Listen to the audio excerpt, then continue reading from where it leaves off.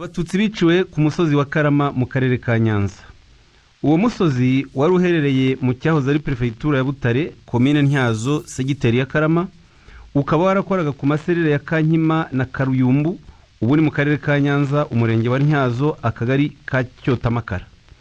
Ku itariki 18 z'ukwa kane 1994, mu gihe abatutsi bari bagiye ku marondo, basanze bari batuye muri serere ya Kankima muri segiteri ya Karama, bagiye muri segiteri ya Gatonde, naho muri serire ya Karuyumbu bagiye muri segiteri ya Gisasa na Ruyenzi, ngo byari bimeze nko kubagambanira no kujya gutegura ibitero byo gutera Karama, kuko yari tuwe n'abatutsi benshi cyane n'impunzi nyinshi z'abatutsi bari baturutse mu bice bitandukanye, barimo n'abari baje mu miryango yabo.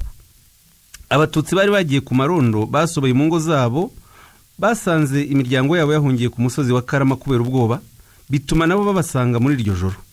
Mbere yuko bahunga, hari haratangiye gukorwa inama nyinshi zo gutegura ubwicanyi zabereye kuri komine ya Ntyazo n'Imigina Inyamuri. Bahunze kandi kubera ko mbere yo kuwa 18 z'ukwa kane 1994, hari abatutsi bari batangiye gutwikirwa no kwicwa muri segiteri zahanaga imbibi na Karama nka segiteri Gatonde na Gisasa. Kuwa 18 z'ukwa kane 1994, hari benshi bashakaga guhungira mu gihugu cy'u Burundi banyuze Kibirizi bagana ku cyambu cya Mpanda ku mugezi wa Kanyaru, ariko bageze Kibirizi basubizwa inyuma ku gahato na Hitimana Efron wari konse wa segiteri ya Kibirizi afatanyije n'intera hamwe, ndetse abenshi babambuye ibyo bari bitwaje.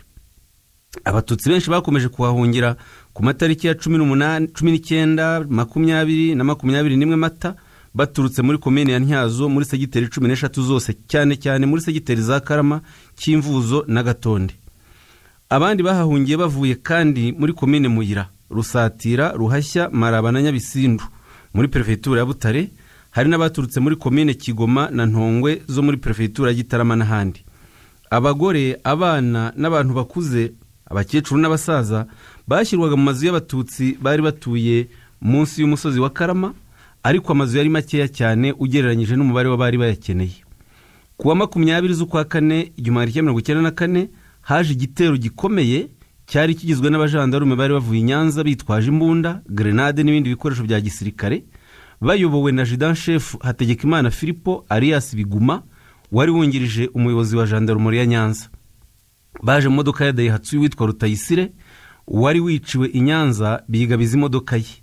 Bazanye n'intera hamwe z'Ikarama na Gatonde zari zitwaje intwaro gakondo, ariko abatutsi barabatangiriye ntibagera neza ku musozi wa Karama.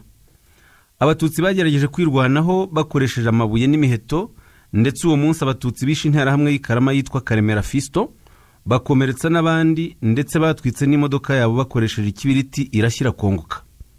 Igitero cyasubiye inyuma, ariko bari bagiye kwisuganya kuko uwo munsi nyuma ya saa sita igitero cyaragarutse ari benshi cyane bitwaje intwaro za gisirikare n'iza gakondo, ndetse baje kwica abatutsi batatu barimo Bikinga Maurice, Gahamanyo Auguste na Ntakirutimana, ndetse bakomerekeje cyane Rurangirwe Mabure waje gupfa bukeye. Kuva ku itariki 21 kugeza kuri 23 Mata 1994, ibitero byakomeje kuza, ariko byabaga bigizwe n'intera hamwe n'abaturage basanzwe bakoreshaga intwaro gakondo gusa.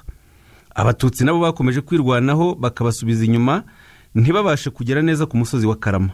Ku itariki ya 24 z'ukwa kane 1994, nta bitero byaje, ariko uwo munsi abatutsi bari bahungiye ku musozi wa Karama bakoze igikorwa cy'ubutwari budasanzwe, bajya gutabara abandi batutsi bicirwaga ku musozi wa Rwezamenyo, wari mu minota hafi 20 ugenze n'amaguru.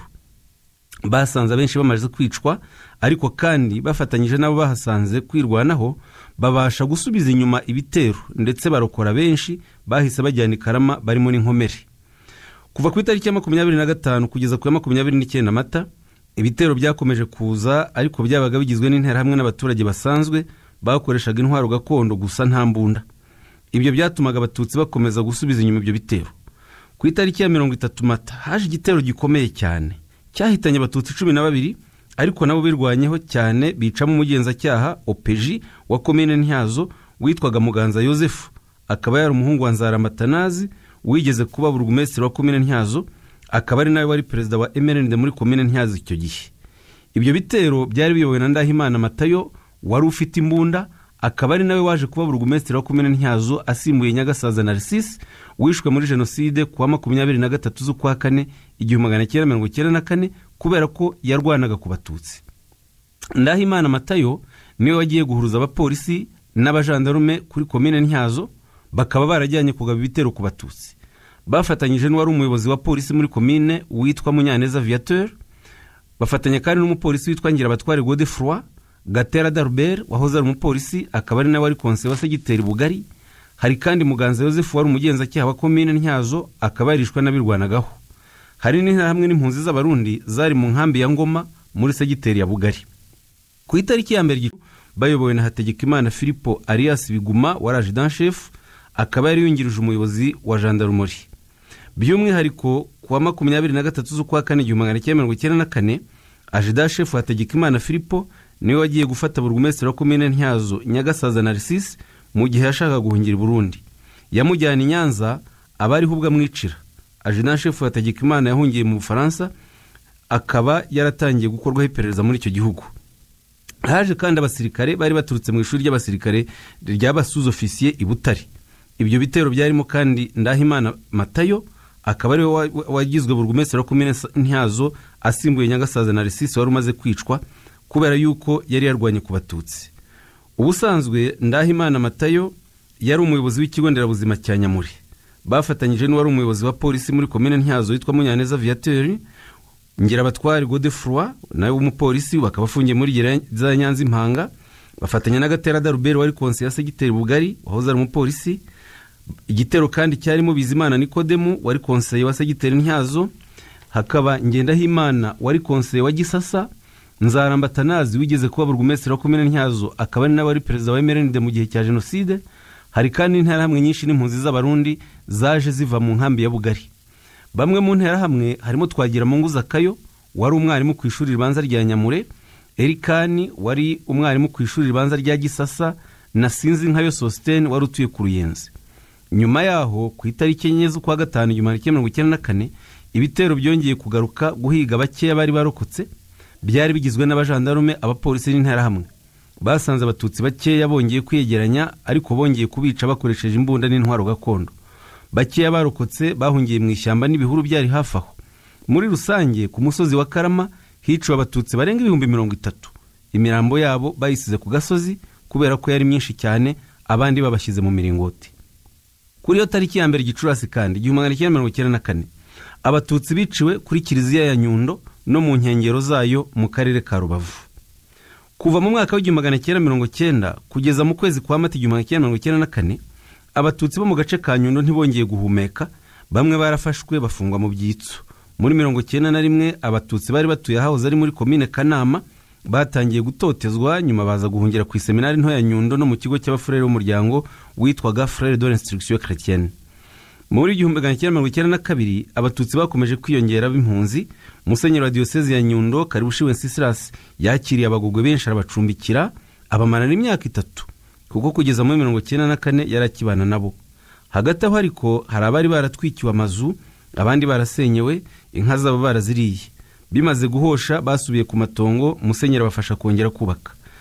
Muri 1994 jenoside yakorewe abatutsi itangiye ku itariki ya 7 Mata, bamwe mu bahungiye mu seminari nto ya Nyundo babishe uwo munsi. Abahorokotse bahise basanga abandi kuri diocese ku itariki 8 z'ukwa kane, birirwa barwana n'interahamwe bakoresheje amabuye n'ibimene by'amategura.